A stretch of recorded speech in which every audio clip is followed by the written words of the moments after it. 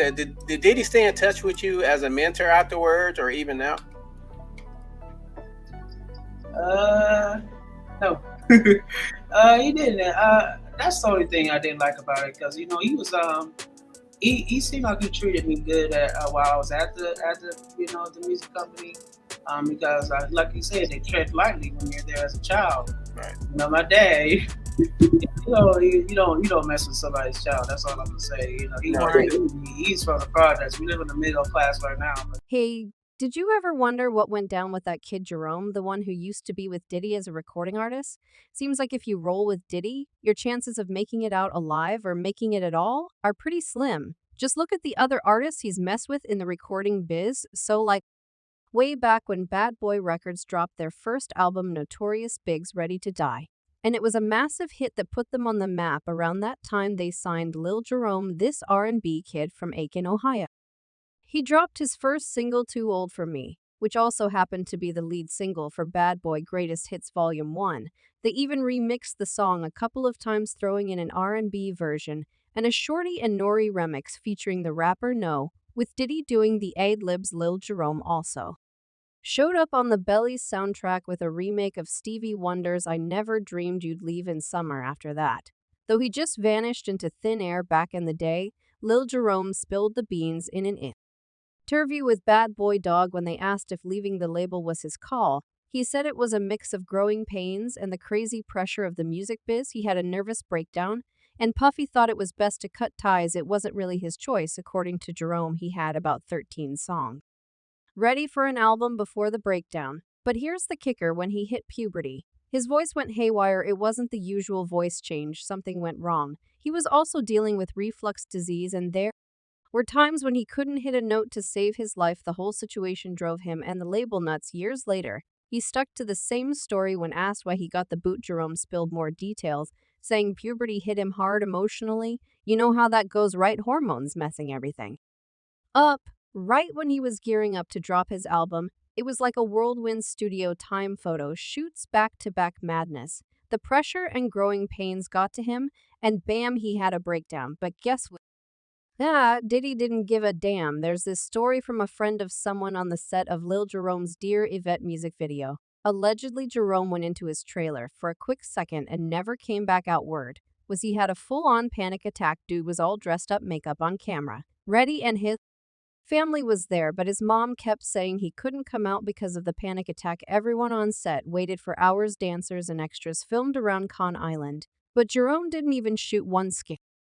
When the rumor was that Diddy just said forget it and draw the whole project right there now. Why didn't Diddy put in more effort, you ask? Well, truth is, once Jerome got sick, and it wasn't even his fault, Diddy didn't see dollar signs anywhere. Dude wasted no time dropping him. If Diddy really cared about Lil Jerome, he would have taken a sec to make sure he was in the right headspace for more music instead of just kicking him to the curb. So get this, supposedly Jerome reaching out to others on the label, but they all ghosted him. As for his life post-Bad Boy, Lil Jerome went on to get a degree in international business, snagged a master's in marketing, and learned French, German, Spanish, Italian, and a bit of Chinese. Dude just moved on, and good for him. Maybe Diddy rejecting him turned out to be his saving grace. It ain't all sunshine for other former artists, though. Take Carl Thomas, for example. He left Bad Boy Records because when his brother died, Diddy called him a week later, asking when he'd be back in the studio, like he didn't realize Carl was grieving. Then there's Biggie, who, according to Diddy's ex-bodyguard Gene Deal, was planning to ditch Bad Boy for a better deal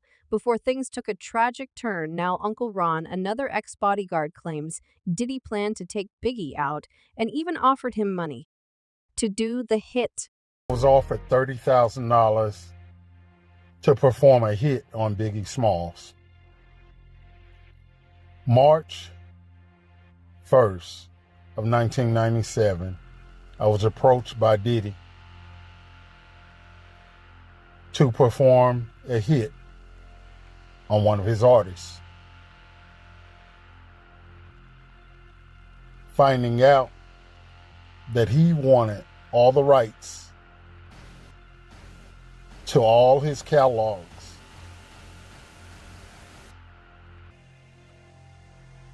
I turned him down because I also found out that very night that Biggie had plans of leaving Bad Boy.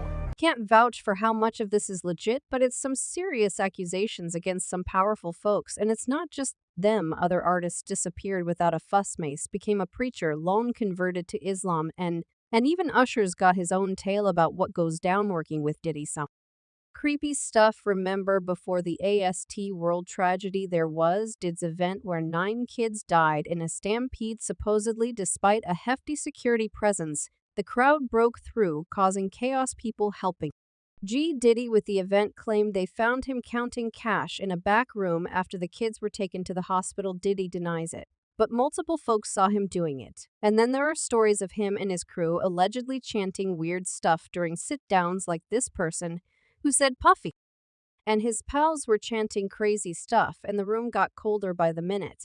So yeah, maybe it was a blessing in disguise that Lil Jerome got the boot from Bad Boy Records, but this fallout with Jerome isn't untypical, and we've seen other artists get dropped or leave Bad Boy. A bunch of artists just ghosted without saying squat. And one of them was Mase. People were expecting big things from him, not just in R&B, but also in the broader rap scene. Then out of the blue, he drops the bomb that he's ditching the music game to become a pastor. Everyone's minds were blown, especially considering he was killing it on the charts from 96 to 99. In the hip-hop world, beef between artists is as common as rhymes about life's wild side. You can't talk rap without diving into the epic feuds, and the Mase-Diddy drama is no exception. These two legends have had their beef making headlines for a while. Back in the 90s, Mase was a big shot under Diddy's Bad Boy label, but things hit a snag in the early 2000s. Over business stuff. Even after Mase left Bad Boy, things were coolish until the 2020 Grammys, where Diddy got the Icon Award and used the stage to call out the Grammys for disrespecting black artists. Black music has never been respected by the Grammys to the point that it should be. So right now, this current situation, it's not a revelation. This thing been going on. And it's not just going on in music, it's going on in film, it's going on in sports, it's going on around the world. And for years, we've allowed institutions that have never had our best interests at heart to judge us. And that stops right now. While many artists nodded along, Mase wasn't vibing with it. He took to Insta in a since deleted post to call out Diddy for treating artists like dirt, especially him who helped Diddy snag that Icon Award. Mase spilled the tea on Diddy holding on to his publishing from 24 years ago for a measly $20K. Yeah, not cool. Mase offered Diddy a cool $2 million in cash to buy back his publishing, and Diddy hit him with some shady conditions. Fast forward to 2022, and Mase dropped Oracle to the liberation of Mase. On Bia, where he's not holding back, he throws shade at Diddy's latest name change, Brother Love, and takes more jabs about money label issues and how Diddy supposedly used Biggie's death for cash.